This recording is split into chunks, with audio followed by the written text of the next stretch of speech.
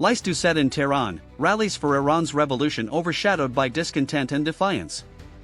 When clocks struck 9 across Tehran on Tuesday, the night skies filled with sound in celebration of the 47th year of the Iranian Revolution. We listened from our hotel balcony as chants of God is greatest rose from rooftops and roared from windows. Fireworks flared in a kaleidoscope of brilliant colors. But this year, in this annual explosion of light and sound, there was a discordant note.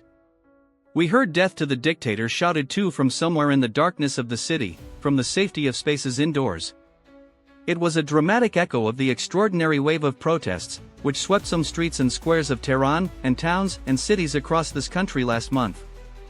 They were met with unprecedented lethal force and a huge loss of life unseen in previous uprisings. It's our first trip to Iran since the protests, as the authorities slowly lift their near-total internet blackout, described as one of the longest digital shutdowns in history, and gradually allow a small number of international media to return. The mood in the capital is in stark contrast to our visit last June, at the end of the 12-day war with Israel, which also drew in America's attacks on Iran's nuclear sites. That deadly conflagration had left many residents, including those who fled Tehran for safer cities, shaken by the blistering attacks and cemented their attachment to their country. Now, this sprawling metropolis set against the stunning, snowy Mount Damavand is decked out in flags and bunting to mark what's known as the 10 Days of Dawn. In 1979, this period ushered in an historic revolution that ousted the Shah, totally transformed Iran, and created a radical axis of resistance among its allies across the region, which has long been condemned and confronted by its enemies. This year, the days are overshadowed by discontent and defiance over everything from the soaring prices of everyday goods hitting people's pockets, to calls which sounded on streets last month for an end to clerical rule. These internal pressures, compounded by U.S. President Donald Trump's warning of more military strikes if diplomacy fails, now pose an unparalleled challenge to Iran's aging theocracy. On Wednesday, on the last day of these anniversary events, the streets of the capital and other major cities were flooded with the government's most loyal foot soldiers, a political reply to the protests.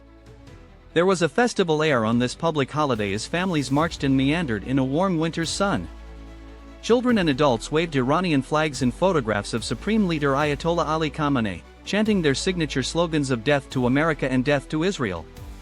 To me and to all Iranians, the revolution means a revival of life. New life was blown into our society and country, and I believe even to the Islamic world, and the whole world, exclaimed a beaming young woman who, like many women participating in this rally, was clothed in a long black veil. When I asked her about the protests, she replied there were people protesting who were dissatisfied with the economic situation, and their protest was legitimate. But, she added, it is clear that those who rioted, and brought about chaos, had intentions which originated from beyond our borders.